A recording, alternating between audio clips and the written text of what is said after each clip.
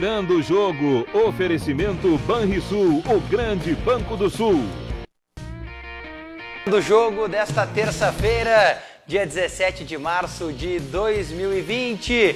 Nesta terça-feira, nos canais 24 e 524 da NET e no mundo pelo nosso Facebook. facebook.com/RDCTV Digital, youtube.com/RDCTV Digital. No Instagram, os bastidores da programação e no site, todas as informações para você, além da live do programa, o rdctv.com.br. O programa de hoje que também vai continuar falando sobre a situação do coronavírus e, claro, a paralisação do futebol pelo mundo e todas as circunstâncias que envolvem o mundo da bola, porque hoje algumas novidades envolveram justamente as grandes competições europeias e também sul-americanas, e nós estamos aqui também para avaliar um pouco mais desta situação. Para isso, recebemos no programa de hoje Thiago Rocha e Otávio Hoffmann para falarmos um pouco sobre esta situação. Rogério Amaral, o nosso coronavírus, brincando com ele, está em casa. Um abraço, Rogério Amaral. Amanhã estará de volta aqui ao Virando o Jogo. Não se preocupem, Rogério Amaral não tem sintomas do coronavírus. Foi só uma brincadeira, pela idade experiente do nosso grande Rogério Amaral, que faz jovem falta há mais tempo. Jovem há mais tempo. Jovem há mais nosso tempo. grande Rogério Isso. Amaral, que faz falta aqui no nosso Virando o Jogo. Tudo bem, Thiago Rocha? Quanto tempo não ouvi aqui? Verdade, né? À noite já alguma vez? À noite já em Tá. 2 oportunidades. Eu tive Eu tenho déficit de memória, Não, eu tive um período de férias aí, agora retornando aqui ao Virando o Jogo, infelizmente para o que menos tratar de futebol, em razão de toda a pandemia que a gente vem vivendo não só no Brasil, mas em todo o mundo, e agora das modificações perante ao calendário do futebol gaúcho, do futebol brasileiro, do futebol mundial, adiamento de Copa América, de Eurocopa, a indefinição de como é que vamos tocar o Campeonato Brasileiro, se vamos manter um Campeonato Brasileiro de pontos corridos, se a gente vai para o formulismo de apenas uma temporada, que a gente até teve a oportunidade de conversar com o presidente da Federação Gaúcha de Futebol, Luciano Oxman, na manhã de hoje, dentro da programação da Rádio Grenal, e na oportunidade ele comentou que não passa neste momento na cabeça da CBF em espelhar no nas ligas europeias. Muitos enxergam que poderiam já transformar este problema, ocasião, numa oportunidade. Mas não é isso que a CBF pensa. Então vamos ver como é que vai ser o desenrolar de todas essas situações envolvendo o calendário do futebol brasileiro e contratos de atletas, contratos esportivos que também acabam tendo bastante problemas quanto à paralisação do futebol. O ritmo é mais lento, Otávio Hoffmann? Boa noite. A gente tem sentido isso lá na SEG, que a gente, semana passada era, num dia que nem hoje, na terça-feira passada era uma loucura, porque tinha um Grenal na quinta-feira, e aí a gente já estava se preparando, porque em seguida tinha mais uma rodada de Libertadores, e no sábado teria Grenal, então era um ritmo que a gente estava enfrentando de jogo atrás de jogo, desde o início do Gauchão, e agora tudo acalmou, as ruas já estão um pouco mais vazias, todo dia notícias de futebol, mas sempre sobre conjecturas de como vai ser o segundo semestre no esporte, se vai ter Olimpíada ou não vai, porque querem fazer, mas não está fazendo muito sentido ter Olimpíadas esse ano, porque os atletas não estão conseguindo nem participar de competições pré-Olimpíadas, porque estão canceladas, a Copa América e a Eurocopa já foram para o ano que vem, e aí a gente não sabe, ao mesmo tempo que a gente pensa como vai acabar o Gauchão, a gente começa a pensar como vai ser o Brasileirão, a Libertadores, a Copa do Brasil, porque o nosso calendário era inchado já para o ano inteiro, E agora, então, que a gente não sabe quando vai voltar nesses campeonatos, porque a gente está numa tendência de piora do coronavírus, então a gente não sabe até quando vai ir, até quando vai ser seguro, até quando é que vai ser seguro voltar todas as atividades, voltar à normalidade. Mas não é o discurso do presidente da Conmebol, Ele concedeu uma entrevista na Fox Argentina hoje, o presidente Alejandro Domingues, e deixou bem claro que a Libertadores da América deve retornar, ao que tudo indica, no dia 6 de maio. E isso daria hoje um pouquinho mais de 50 dias, Hoje dia 17, faltam 13 para acabar esse mês, mais 30 de abril, 43, uns 49 dias, 50 dias. Sim. Olha, eu acho que ele está sendo muito otimista, o presidente Alejandro Domingues, Eu não consigo vislumbrar futebol em 40 dias? É muito complicado, né? Porque a gente está trabalhando em cima de projeção, né? Possibilidades. Possibilidades. Não tem nem como afirmar, né? Como é que vai ser o impacto do coronavírus na América do Sul, porque está numa fase muito inicial desse processo, né? Os próprios casos no Brasil, na Argentina, que mesmo que já tenha 2 falecimentos, também são casos no estágio muito inicial. Então, eu acho que qualquer tipo de projeção, seja por parte da Conmebol, seja por parte das confederações ou federações, é numa fase muito inicial que é difícil a gente mensurar em qual estágio a gente vai estar em maio ou até mesmo na semana que vem. Para a gente ter uma ideia, para quem está pegando o programa agora e para quem não teve a oportunidade de receber outras notícias, né, Porto Alegre confirmou há pouco, por meio do nosso prefeito, que nós chegamos a 16 casos de coronavírus confirmado, né? Até o início da noite, ali por volta das 18 horas, 18h30, nós tínhamos 12 casos confirmados. Havia tido uma confirmação de um caso, né, a mais, de um aluno da Pontifícia Universidade Católica que veio da Itália e acabou, né, contraindo o vírus por lá. E eram 12 casos. Depois se confirmaram outros, nós chegamos a 16 casos agora confirmados de coronavírus aqui em Porto Alegre, né, no estado do Rio Grande do Sul como um todo, né, 16 casos confirmados. O detalhe é que as coisas começam também a se envolver com o futebol diretamente, porque, por exemplo, o presidente Marcelo Medeiros tem amanhã sua contraprova sendo liberada, né, ele realizou o exame no Hospital Mãe de Deus, e 2 dirigentes do Grêmio já fizeram exames também para atestar positividade ou não no caso de coronavírus, né? Nós estamos falando do diretor Marco Bobsi, né, que trabalha diretamente com o presidente Romildo Bolzan Júnior e com um dos vices de administração do Grêmio, Cláudio Oderich, né, que estão com sintomas do coronavírus e automaticamente também, né, já fizeram o exame.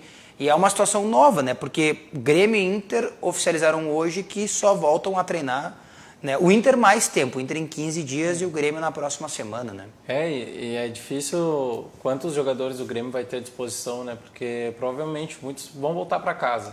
Talvez não fiquem aqui em Porto Alegre, né? Por mais que seja uma orientação. Então, pega avião, acontece de um jogador encontra o outro. É muito difícil. O Jorge Jesus, treinador do Flamengo, está com sintomas, fez um primeiro teste, deu um positivo inconclusivo. E hoje outro inconclusivo. Né? Então, assim, mas enquanto não sai ou negativo ou positivo de verdade, eles têm que ficar em isolamento, têm que ficar em quarentena. Então, é muito difícil para você ter um campeonato como a Libertadores. No dia 6, você vai ter que ter todos os times da competição com um elenco à disposição para jogar. Ou seja, retreinados, né? Eu não sei se um jogador pegando o vírus não tem que colocar o elenco todo em quarentena. Né? Esse é o grande pensamento, né? Que eu imagino que os jogadores tenham que ter, né? Esse período que a gente está entrando não é um período de férias. Oba, férias, vamos curtir, vamos relaxar, vamos tomar uma caipirinha. Não. É um período de reclusão social. Beber até é ruim, né? Não, abaixa a imunidade. O pessoal tem que compreender, e nós também, como pessoas, que é um período de reclusão social. O mínimo de contato possível você tem que ter. E a partir do momento que o jogador, um atleta de futebol, que o seu ganha-pão é o seu corpo, o cuidado tem que ser ainda maior. Porque o conhecimento do vírus, toda a sociedade mundial está conhecendo agora. A China não tem conhecimento total sobre o vírus e foi de lá de onde surgiu. Então o jogador tem que ter um zelo muito maior, porque, vamos lá, vamos imaginar que um jogador, seja de Grêmio, seja de Internacional, acabe sendo contaminado com coronavírus. Como é que algum outro clube vai fazer investimento de um jogador de uma doença que ele não sabe como é que vai ser o futuro dela? Alguns estudos apontam que no decorrer da recuperação, pessoas acabam tendo deficiência pulmonar de 20% a 30%. Dentro de um atleta de futebol, poxa vida, isso é muito importante, né? Para o seu ápice físico, você ter a sua totalidade da sua função pulmonar. Então, o jogador tem que ter a compreensão e o zelo de se resguardar. de se resguardar. Não tem como você achar que o que a gente vem vivendo é normal. E o mesmo vale para sociedade de maneira geral. Lógico, né? perfeito. Pode ficar em casa, fica, né? Não precisa manter contato com outras pessoas, não mantenha. Né? Faça o procedimento padrão, lavar as mãos. Eu até vi muitos colegas acreditando que a medida da Federação Gaúcha de Futebol foi uma medida antecipada, que poderia manter o campeonato por mais tempo. Não dá. Não tinha como manter o campeonato por mais tempo. Porque a gente tem que imaginar que o campeonato não são apenas os 11 jogadores que estão dentro do campo.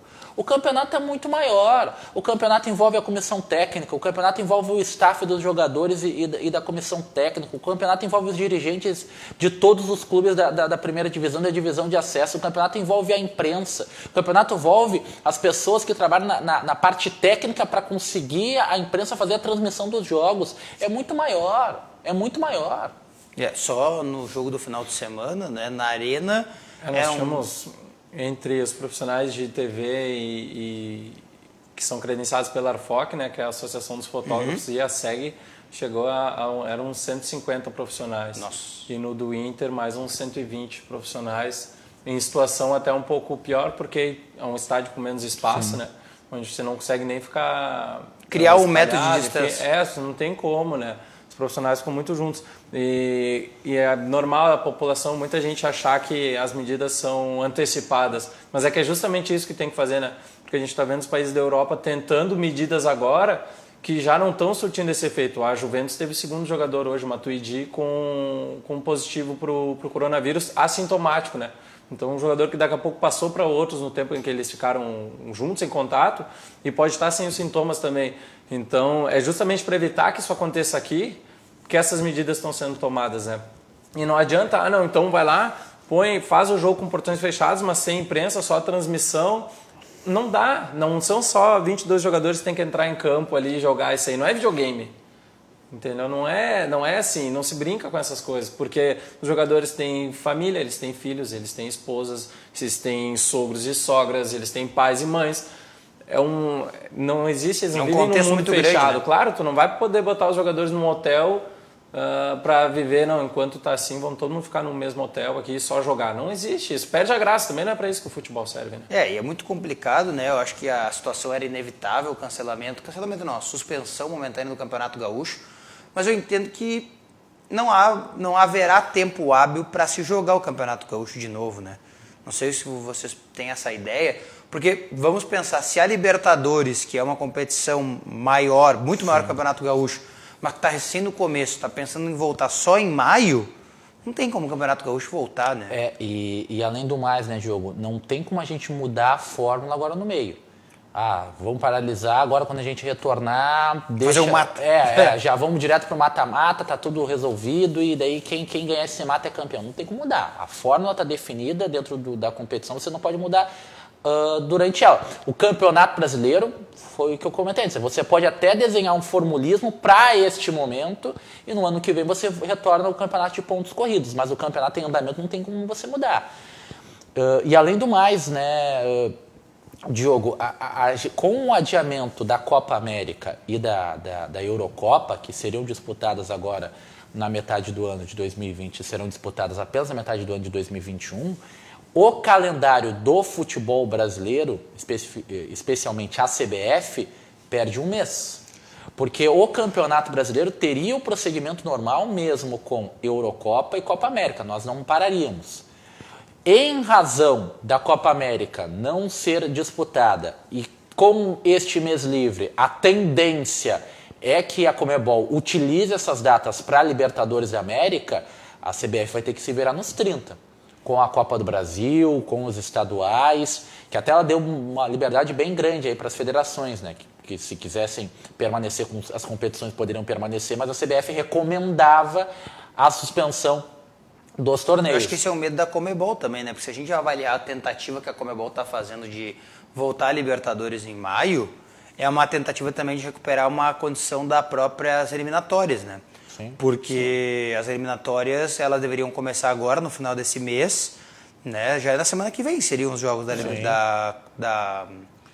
Das eliminatórias desse mês, não. Na próxima semana, não. No final dessa semana já. Na segunda-feira teria o jogo do Brasil, né? Então... Bolívia e Brasil em Pernambuco, Peru e Brasil em Lima. Né? Pois é, então também tem isso, né? Nós estamos falando de uma competição que começa agora vislumbrando 2022, né? Então é esse atraso todo que está acontecendo. Eu sou bem sincero com vocês, eu acho assim, não é nem que eu não gostaria que o Campeonato Gaúcho voltasse, é que eu acho que não tem como voltar. Não. Que a gente tem que entender que muito se fala nas redes sociais, a gente tem visto tal sobre a curva, né, das transmissões do coronavírus em comparação com a Europa. Sim. E se a gente pensa nessa curva, nessa ascensão, o Brasil está muito na fase inicial ainda. Mas se a gente pensar, a gente chegou de um dia para o outro, quase dobrou o número de casos em Porto Alegre só. Em Porto Alegre nós temos 3 clubes na Série A do Gauchão. Como é que você retoma todo o fluxo de torcida, de jogadores... Tudo isso para esses 3 times, só dentro de Porto Alegre, que daqui 15 dias, seguindo essa curva, vai ter muito mais casos. Vão ter mais casos, é inevitável. Primeiro essa curva vai subir e a tentativa e a pausa nos campeonatos e as pessoas indo para casa justamente para tentar diminuir essa ascensão, mas que ela vai acontecer. É uma tendência, a gente acompanha o resto do mundo, é assim que tem acontecido. Então, como isso é inevitável, a gente tem que retardar essa ascensão. Só que eu duvido muito que isso vai acontecer em 15 dias, que vai ter uma situação controlável a ponto de retomar as atividades. Porque das atividades que a gente tem no dia a dia, talvez o futebol esteja bem abaixo, né, das mais importantes, que Com certeza. Pegar o ônibus, pegar o trem, poder ir a restaurantes, enfim, o futebol não fica abaixo dessas coisas mais importantes. As pessoas estão tendo que trabalhar de casa agora, enfim. Claro que é uma condição... que é uma coisa que a gente tem que pensar, porque trabalhamos com isso. Claro. Mas o doutor Luiz Crescente disse hoje que um jogador de futebol, para perder a jogabilidade, ou seja, para perder o ritmo de jogo, ele tem que ficar 15 dias parado. Então eu entendo também que os clubes brasileiros, em especial, vão começar a arriscar um pouco também depois desses 15 dias. Porque, digamos assim, vai voltar só em julho. Ok, vai voltar só em julho.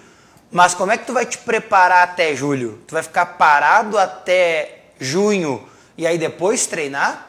Acho que é bem difícil, mas vai ficar 4 meses parado. Aí a gente tem que pensar na igualdade. Quando é que o Inter volta aos treinos? Em 15 dias, é o que o Inter O Grêmio anuncia, volta semana que vem.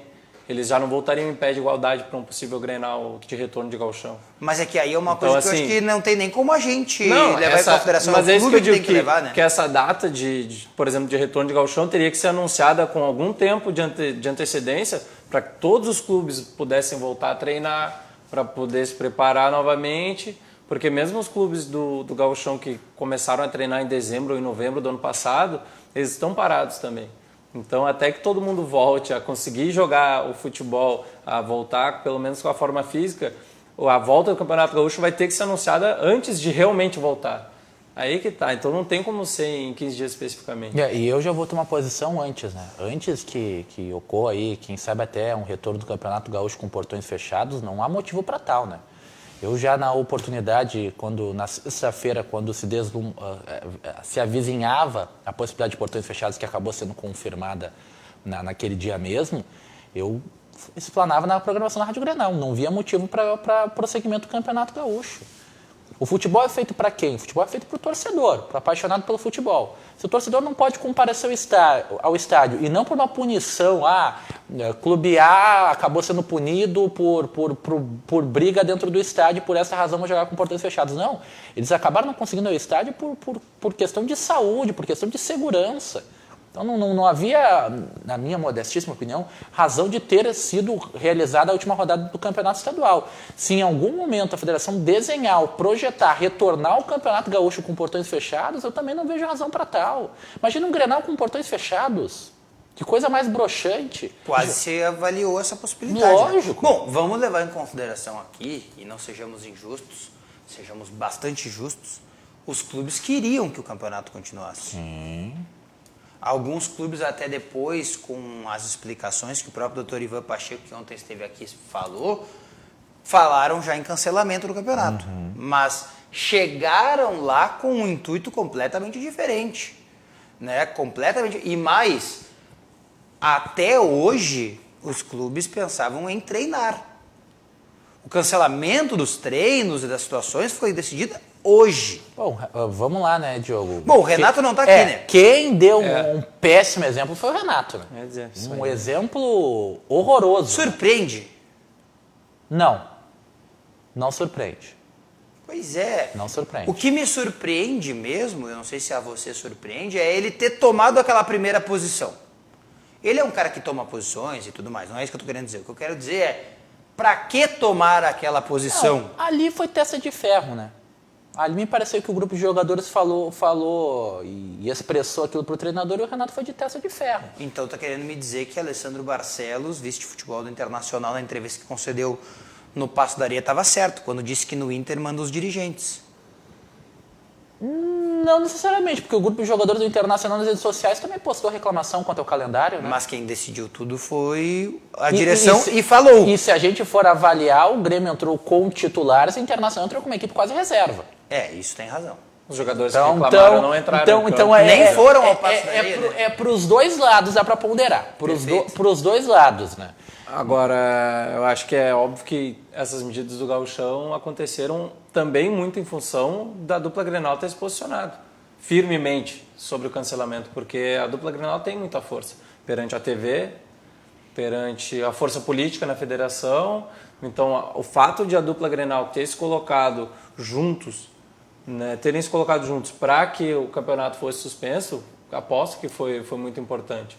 Porque se os clubes do interior chegassem lá querendo que o campeonato seguisse e a diretoria da dupla Grenal também quisesse isso, o resultado ia ser diferente. Mas eles, querendo a suspensão do campeonato, eles conseguem chamar o presidente do outro clube. Não, vem cá, deixa eu te explicar. Porque eu entendo alguns motivos dos clubes do interior. A questão salarial é importante, os contratos dos jogadores terminam quando termina o campeonato gaúcho, se estende um mês a mais, é um mês a mais de folha.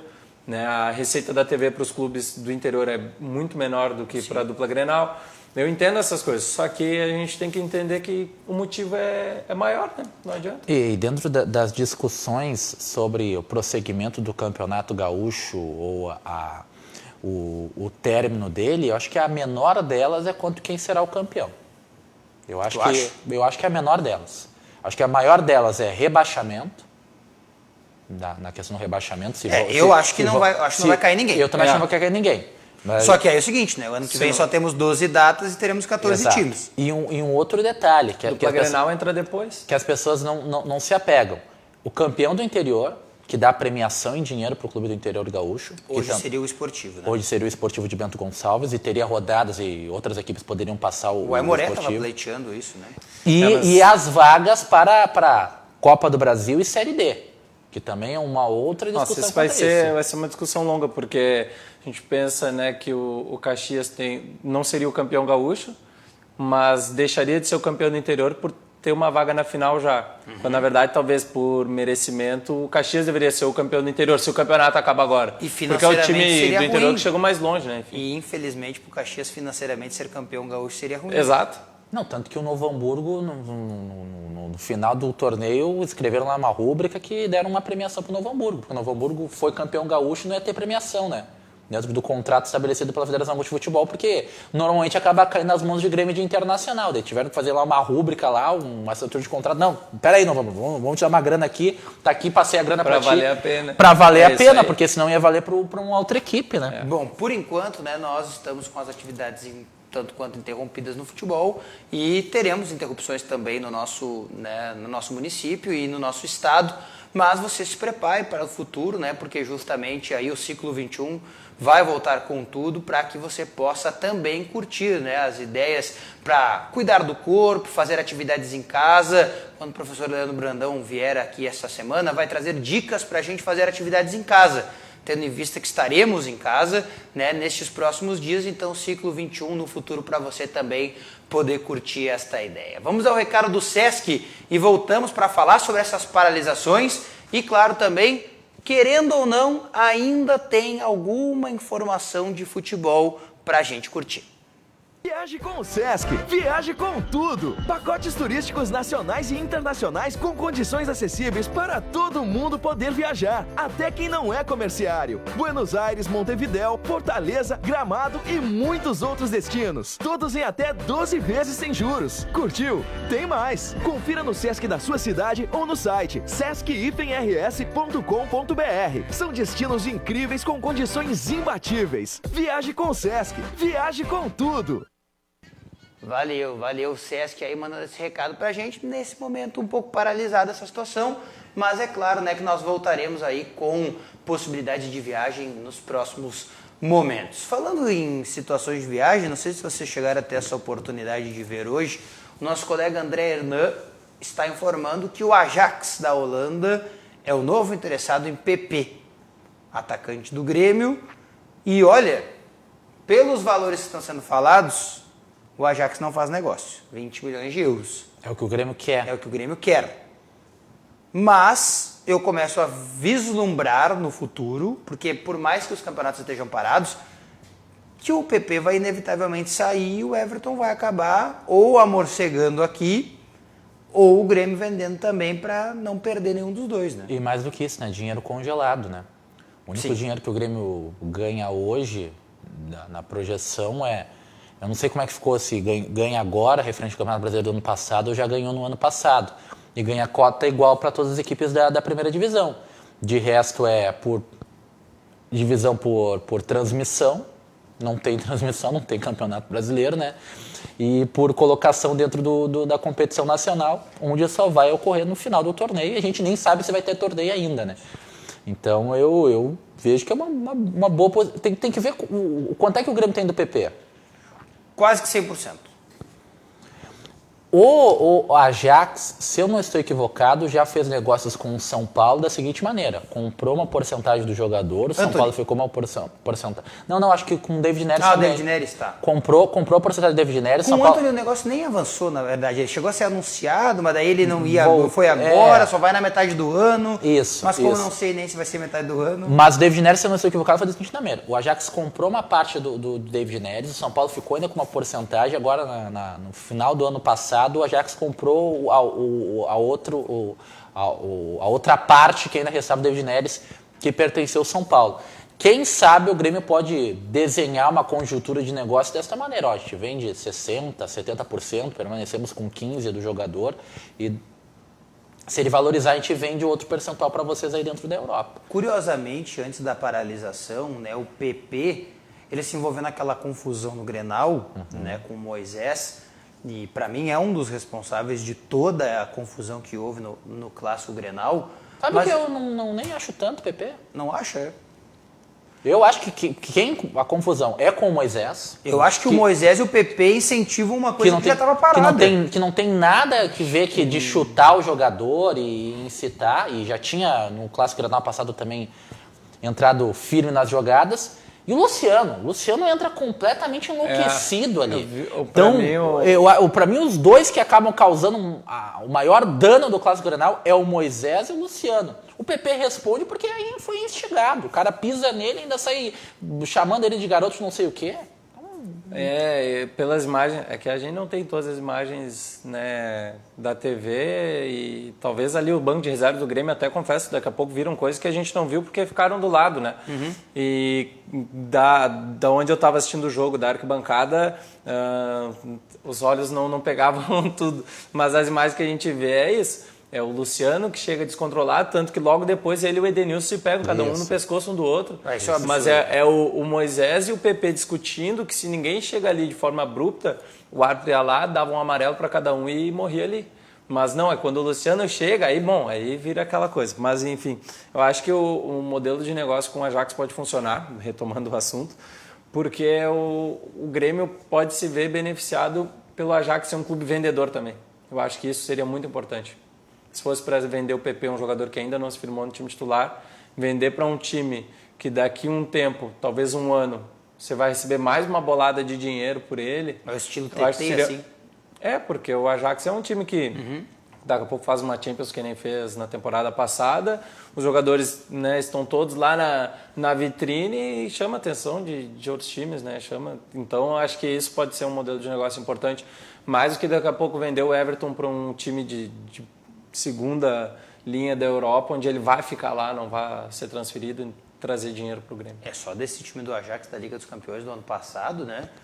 1, 2, 3 jogadores negociados automaticamente e outros 2 com probabilidades de negócio ainda muito altas, né? Jogadores que o Ajax não pagou tão caro pelo e alguns que vende. vieram da base, né, do próprio Ajax. Então jogadores que o Ajax sabe vender, isso pro Grêmio seria ótimo. E eu acho assim, essa questão do PP, claro que o negócio seria bom, mas eu também vejo que antes da paralisação e com o envolvimento na briga do Grenal, o PP perdeu uma grande oportunidade. Claro, eu não posso vislumbrar tanto porque nós estamos parados, nós não tivemos jogos para mostrar. Mas ele foi titular, por exemplo, contra o São Luís, que foi o jogo logo depois. Mas o que eu quero dizer, ele brigava ali automaticamente num jogo importante por uma titularidade. Minutos antes da expulsão, ele faz uma jogada espetacular. Sozinho, né? Claro, ali faltou um pouco de maturidade de bola para ele. Talvez se ele tivesse largado a bola para alguém ou dado um passe atrás, alguém tivesse feito o gol pro Grêmio naquele momento. Mas até é compreensível ele ter tentado fazer o gol, porque abriu, né? Abriu para ele. Atravessou o campo. Abriu. Mas eu vejo que ele perdeu um pouco assim daquele time que ele poderia pegar da titularidade. Agora com a parada eu não consigo mensurar, mas daquele momento ali, eu acho que ele... Mas para mim o culpado estava no Rio jogando futevôlei ontem. Por ele não ter virado titular logo que volta da seleção. Porque... Ele tem até uma defesa, né? O PP não era titular da seleção. Não, tudo bem, mas... Ele pode assim, eu quero que o cara que seja titular, mas nem na seleção de base ele é titular. Mas é da seleção. Mas é que aquela coisa, se eu tô errado... Não, tu nunca tá errado. Não, só assim... Se eu tô o que o Renato fez era compreender que ele devia ser reserva da seleção e devia ser reserva do Grêmio. Mas o reserva da seleção, PP, foi o artilheiro da seleção na competição. Se eu, André Jardine, estou errado, por que ele, Renato Portaluppi, precisa errar também? Tá, mas pro Renato o André tava errado? Quando vê, não. Mas para nós, ele mostrou claramente que essa é a minha opinião, errado, porque muitos defendem aqui o Alisson e tudo, mas para mim o Everton é um jogador que está abaixo do que vinha mostrando ano passado, que não justificava inclusive a convocação para os jogos das eliminatórias. Ali ele recebeu um prêmio pelo que fez na Copa América. Exatamente, e o Alisson para mim é um jogador importante, mas se você tem um jogador que daqui a pouco pode dar um up para esse time do Grêmio, que na minha opinião era o PP, e pela moral com que vinha, pelo ritmo com que vinha, num ritmo acima dos outros, porque vinha jogando, tinha que estar jogando. É que me parece também que hoje o Renato também está mudando algumas coisas, especialmente no terço final do Grêmio, né? Hoje o Everton vem jogando muito mais por dentro, né? O Everton ainda estava bem aberto pela esquerda mais por trás, e puxava para dentro. Hoje é um erro assim. Concordo. Nossa. Um erro claro. Para mim, mas daí você jogar com o Everton e PP, os dois por dentro, daí se a gente for colocar o que o Renato vem colocando em prática, não ia dar certo. Agora, daí vamos para outra discussão. Isso que o Renato está tentando colocar em prática, vai dar certo? Eu acho que não. O próprio Renato já admitiu que não dá certo, né? Ele disse, nós testamos a formação que estamos usando nesse ano e aí voltamos para aquilo que o Everton fazia no ano passado e nós melhoramos. Porque ele tem uma coletiva que ele meio que justifica pelo fato de não ter um meio armador, então ele puxa o Everton mais para dentro, só que assim, você mata o Everton, né? Puxando ele para dentro.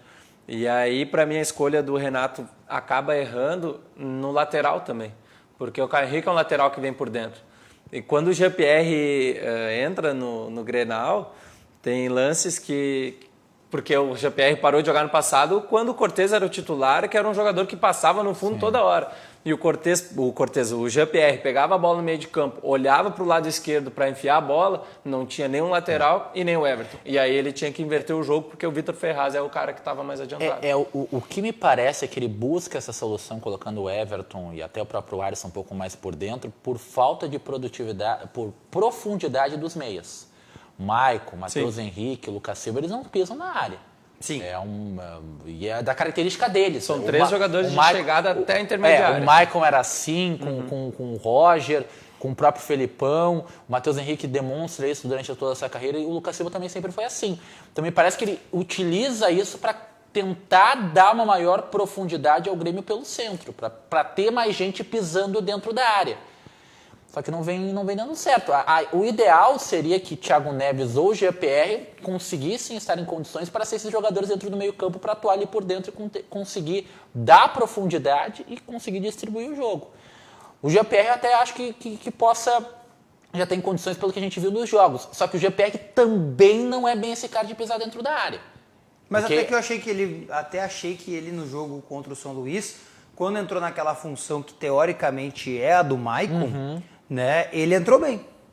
E o ritmo ali era bem mais acelerado do que a gente esperava que fosse, porque o Grêmio estava tomando 2, Sim, ele tinha fogueira, 70 né? minutos. Ele entra na fogueira. Eu acho que ele deu uma boa resposta. Eu acho que quando voltarmos, esta é uma mudança primordial em detrimento do próprio PP. A minha dúvida é quanto à presença do GPR mais dentro da área. Porque o GPR, ele arremata muito bem. O GPR é impressionante a facilidade que ele tem de acertar a goleira. Mais do que bater bem na bola, todo chute... Eu costumo qualificar o GPR como todo chute dele é quase gol. Todo chute dele acerta a goleira. Ele acerta a goleira. Isso é inevitável. Só que eu ainda sinto, e até por característica, porque como ele jogou na base por muito tempo, numa função um pouco mais recuada, ele também não pisa tanto dentro da área. O Thiago Neves é um jogador que costumava pisar na área. Só que é um jogador que está numa rotação ainda abaixo. Eu acho o GPR, depois de tanto tempo parado, volta, e a meu ver, essa parada aí, o GPR está na frente agora, nesse intervalo de campeonatos, então, que eu não esperava, porque o Thiago Neves era o jogador de pisar na área. Toda a confiança que sobra ao Diego Souza falta ao Thiago Neves, Sim, né? toda. Tanto que o gol que o Thiago Neves faz contra o São Luís é dentro da área, né? Apesar que se vocês pararem para analisar, quando foram contratados Thiago Neves e Diego Souza, o Renato dava mais confiança antes mesmo de ambos chegarem pro Thiago Neves. Sim. Porque foi o Thiago Neves que ele disse que ia jogar uma barbaridade. Justiça seja conversado, eram vizinhos no Rio, Justiça seja feita. A gente chegou até discutindo na programação da Rádio Grenal e defendia muito mais a contratação do Thiago Neves do que da do Diego Souza. Eu naquele momento eu não compreendia a contratação do Diego Souza. Eu vou dizer o seguinte, o Diego Souza, o Grêmio vai jogar outras competições importantes ainda em 2020, eu tenho certeza que o futebol vai voltar de uma maneira ou de outra, né? E ele vai ter que continuar mostrando, mas até esse momento que ele jogou... Ótima resposta. Tá show. Ótima resposta. São 5 gols, né? Tem gol em Grenal, que é bem marcante, né? Um jogo que ele foi bem, Grenal do Beira-Rio ele foi bem. Na estreia do Grêmio na Libertadores ele não foi tão bem, mas não deixou a desejar tanto. No Grenal da Arena na Libertadores ele foi bem, deu um trabalho pro Cuesta e pro Bruno Fux. Né? Então o jogador que está dando resposta. Ele chegou a um ponto, mesmo no início da temporada, que a gente viu os gols que o Luciano errou contra o São Luís, por exemplo, e a gente dá para pensar, se o Diego Souza estivesse ali dentro da área, o Luciano erra umas duas o Luciano cabeçadas. Errou no Grenal. Errou no Grenal aquele gol, e eu vi vários torcedores falando, se é o Diego Souza ali, faria. Então tem 2 a gente vê que já mudou muito esse conceito quanto ao Diego Souza. Já é um jogador, veio com uma certa desconfiança pelo momento de agora, mas era claro que ele fazendo um pouco, a torcida ia voltar a gostar dele, porque ele já teve uma passagem boa. Mas a torcida já confia nele, e não confia no Thiago Neves ainda. Tem 2 gols no Grenal que entram na linha de gols incrivelmente perdidos, né? Que é o do Gabriel Bosquilha do primeiro tempo. O do segundo tempo ele tira muito bem no goleiro, e o azar é que a bola bate na trave. Aquela bola, se tu ficar olhando no replay, parece que ela vai entrar, mas bate na trave. E o do Luciano, né? O Luciano tá livre, tá sozinho com o Bruno Fux, perde a bola de uma maneira que o Eduardo Cudê até é o aceitável, porque é para dinamizar o jogo, tentar o lançamento, buscar a profundidade pelos laterais. E o Luciano tem a chance e perde também de uma forma muito bizonha. Pois é, bastante estranho, mas né, são coisas que agora nós vamos ficar mais rememorando essa realidade, né, a gente vai ver qualquer a gente coisa. vai ficar de lembrança, parece que a temporada meio que acabou assim de novo, sabe? Recém começou e já... Bom, Meu Deus do céu. hoje nós brincamos na Rádio Grenal que se o Campeonato Gaúcho acabou, tá na hora de escolher a seleção do campeonato, né? Bom, Meu Deus. o que nós vamos fazer se o campeonato acabou? Né? E olha... Até, deixa eu me lembrar rapidamente, nós tivemos 3 jogadores da dupla Grenal só, na escolha da seleção lá na Grenal. E 8 do Caxias? Não, Caxias e Ipiranga.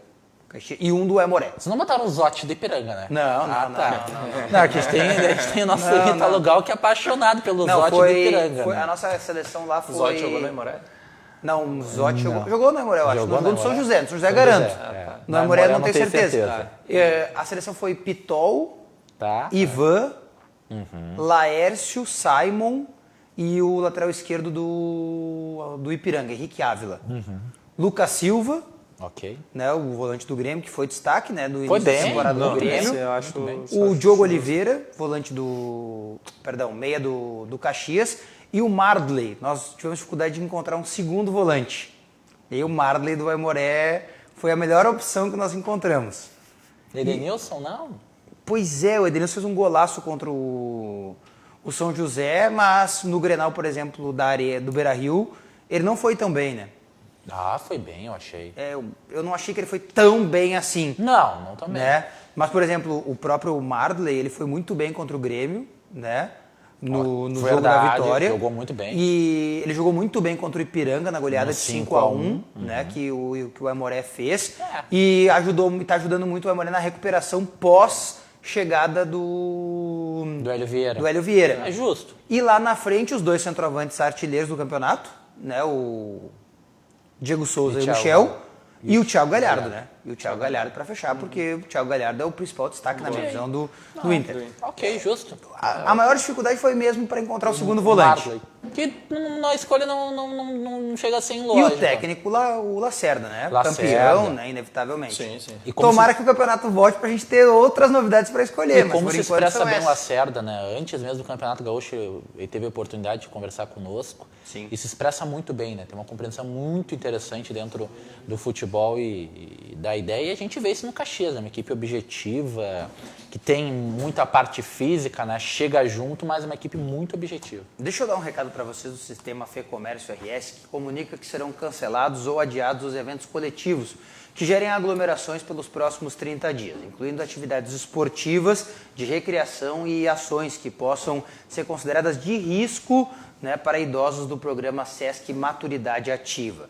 As medidas são preventivas, é claro, à contaminação do novo coronavírus, o Covid-19.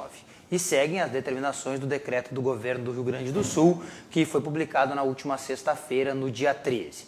Nos restaurantes, academias, bibliotecas, sesquinhos, né, de atendimento ao cliente, contraturno escolar e demais espaços fechados, estão sendo reforçadas as ações de precaução. Confira mais detalhes no site do SESC, o sesc-rs.com.br, para você ter mais detalhes, né? Tá aparecendo na sua tela, para você saber ter mais detalhes também sobre essa situação. O SESC também apoia a precaução nessa situação, né, que envolve o coronavírus. Vamos ao recado do Zafari e nós já voltamos.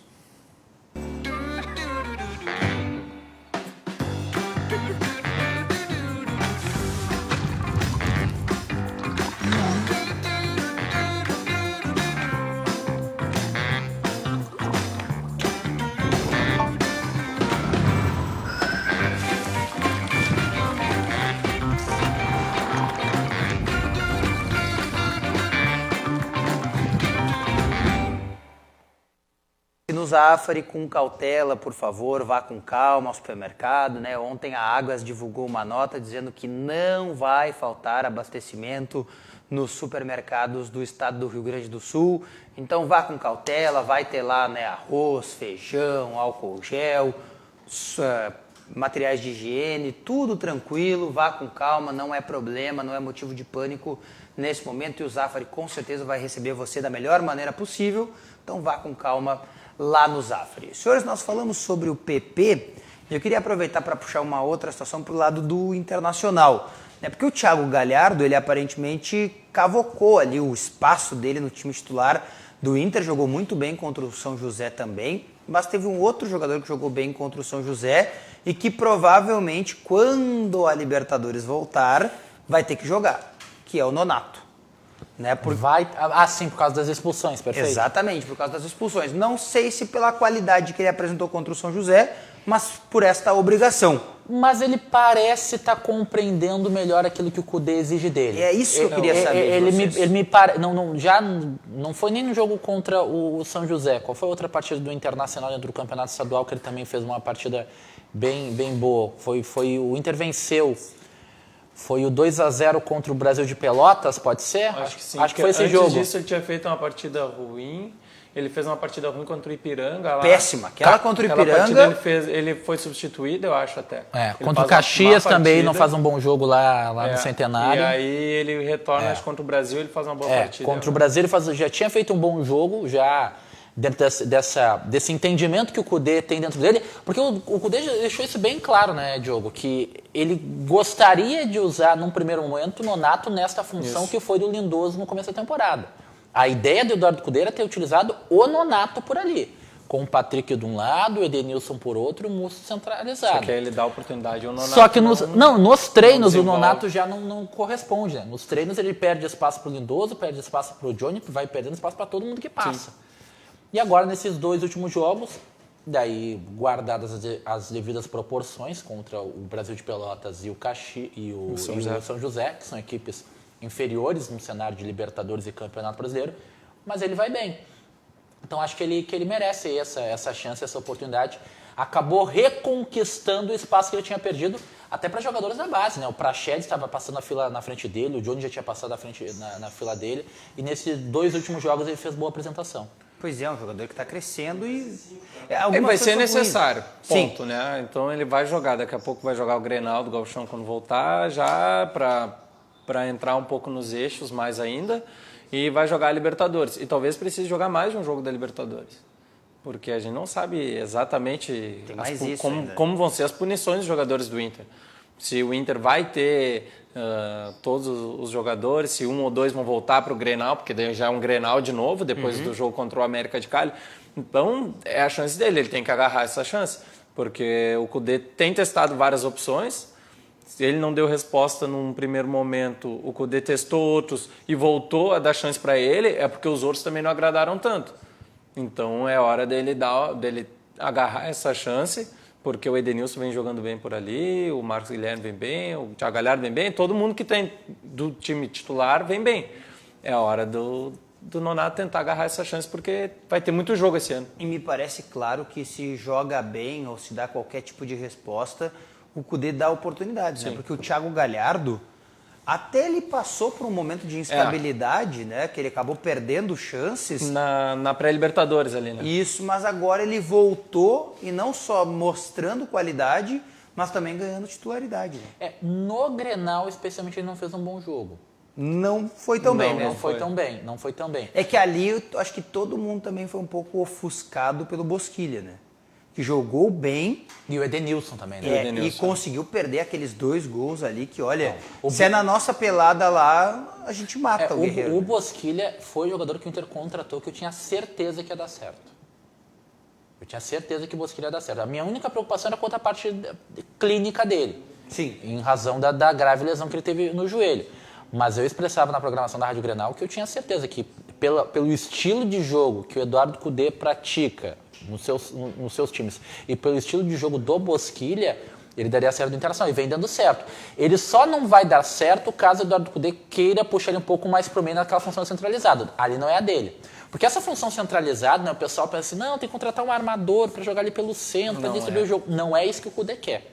O que o Kudê quer é que esse jogador que atue no centro, ele pegue a bola vindo de trás e dinamize o jogo. Passe para os laterais, passe para os extremos. E é isso que ele vem fazendo. Tanto que ele vem recuperando aquele futebol em função dessa condução de bola, que sempre foi algo que o Edenilson soube fazer muito bem, né? A condução de bola foi sempre algo muito satisfatório dentro do Edenilson. É que tem que se pensar que um meia armador, de fato, por exemplo, muitos falam, de repente o D'Alessandro ali. O D'Alessandro até não foi mal, mas tem que pensar que não pode ser um jogador que desista de recompor em algum momento da partida, porque você vai ter 2 atacantes. Se você tiver um meio armador que também não goste de recuar e de marcar, principalmente na transição defensiva do Inter, que tem que ser em velocidade, porque é um time que está sempre muito no campo de ataque, não vai funcionar. Então você precisa de um jogador, para mim, que seja uma origem mais de volante, como é o Edenilson, mas que tenha facilidade em chegar na frente. O Edenilson é o cara que a gente comentou agora, por exemplo, que o Grêmio não tem as características nos volantes. O cara que sai de trás e que pisa na área. O Edenilson consegue ser esse jogador. Então, para mim, ele se tornou o dono da vaga, mas é por isso que tem que ser um jogador como esse, não simplesmente um meio armador. Apesar que o Matheus Henrique tem evoluído um pouco nessa condição de pisar na área, né? Fez aquele gol contra o América. Ele não é, eu entendo, ele não é o cara da infiltração, não é né? o pisar na área ali, onde o Thiago Neves estava no gol contra o São Luís, por exemplo. Eu tô torcendo. Mas ele é um cara que chega até lá, sim. Mas... Vocês falaram o nome dele, eu acho que algumas vezes já no programa. Eu tô torcendo que nessa parada aí, né? Claro que ninguém esperava, ninguém queria que ela acontecesse, né? Sim. Ninguém espera que uma pandemia vá aparecer. Mas eu tô torcendo aí, se alguém estiver vendo, puder mandar esse recado, que o Thiago Neves pense, né? Pense na vida, porque bola ele tem. É inevitável que ele tenha bola. A gente conhece o Thiago Neves há muito tempo. É claro que ele não é mais o Thiago Neves do Fluminense 2008, vice-campeão da Libertadores. Claro. Mas ele é um jogador muito bom. E que ele levou... Nós estamos no 3º mês do ano, mas nesses 3 meses do ano ele não conseguiu mostrar nada. E o Jean-Pierre, por exemplo, que é bem mais guri, é verdade, mas que ficou 6 meses parado, parece que nunca ficou parado. É uma coisa assim, e outra, eu me pego muito ao fato da oportunidade. A chance que o Thiago Neves ganhou, quantos outros jogadores daquele elenco do Cruzeiro que caiu ganharam? Sim. O Thiago Neves caiu pra cima. Mas também se a gente for pegar jogadores que caíram para a segunda divisão, poucos conseguem também dar a volta por cima, né? Por exemplo, aquele elenco do Internacional, o único que conseguiu ainda dar com algo foi o Dourado. Mas ele caiu pra cima, o Thiago Neves. Não é? Sabe aquela coisa de assim, vai dar a volta por cima. Tá, tudo bem, mas ele já caiu pra cima. Mas o reflexo pega, Diogo. Não tem. Pois é. Não tem. Mas aí... É bem complicado. Mas bem complicado. Eu acho que a principal falha que o Thiago Neves tem demonstrado é técnica. Porque eu acho que fisicamente é normal sentir um pouco, mas a gente vê que tecnicamente, por exemplo, o GPR tem afetado muito pouco. Eu vejo que é mais do que técnico, é mental. Me parece notoriamente assim, mental. Ele comenta, né, sobre o gol que ele faz contra o São Luís, que de repente vai dar mais confiança. No Grenal ele meteu bola na trave, querendo ou não, acertou o pé da trave. Tecnicamente ele é bom. Ele acerta a bola na trave também no jogo, que o Grêmio vence aqui na arena ali, que ele depois há um cruzamento ele acaba perdendo. Esportivo, que o Grêmio goleia por 5-0. Ele botou uma bola na trave contra o Aimoré, fora de casa. Então me parece mais... se bater tanto na trave, estava afetando ele. Mais do que a parte técnica, parece que é o mental dele. Ele não está o confiante o bastante. E agora vamos ver com essa parada, com o retorno de conseguir voltar ao seu ápice. Aí entra o Renato, né? Como cara que ajuda o jogador que quer ser ajudado. Então, e o jogador que ele trouxe, ele tem que chegar no pé do ouvido agora nessa pausa e... Bom, nos próximos dias nós vamos ter muito o que falar sobre cada um desses jogadores aí que ainda estarão, né, tentando uma oportunidade. Otávio, Thiago, muito obrigado pela presença. Amanhã, no Virando o Jogo, nós vamos receber o presidente da Federação Gaúcha de Futebol, Luciano Oxman, para falar sobre esta paralisação do campeonato momentânea, a suspensão que houve dos 15 dias e se ele sabe alguma coisa por meio da CBF sobre também uma mudança, né, no calendário para a temporada 2020. O Virando o Jogo vai ficando por aqui. Vem aí o 2 Toques com o comando do Cadu Oliveira. Nós voltamos amanhã, 8h15 da noite. Um grande abraço a todos. Até a próxima. Tchau. Virando o Jogo, oferecimento Banrisul, o grande Banco do Sul.